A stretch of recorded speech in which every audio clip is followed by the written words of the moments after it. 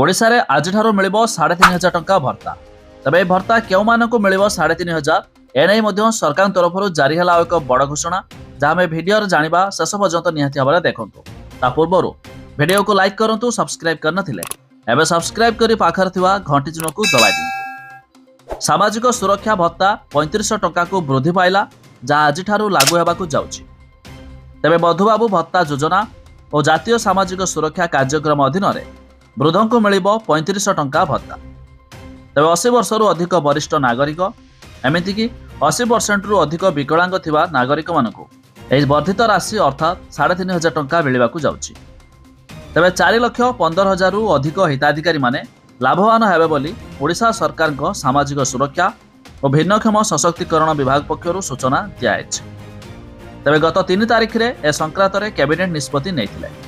यह आपण जानिछंती निर्वाचन पूर्वरु घोषणा होइतिला कि 3500 टंका भत्ता मिलियो बोली, किंतु केउ तारिख रे मिलिबो ताहा मध्य कन्फर्म होई नथिला।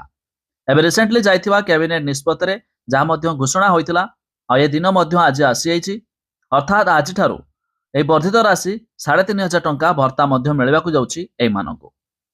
तबे अधिक जानिया पाए वेबसाइट रे लिंक हम डिस्क्रिप्शन रे देइछु, आपण माने चेक करि पारिबे। या छडा आपण माने केउ जिल्लारू वीडियो देखुचंती ता निहाती कमेंट करी जणा दियंतु।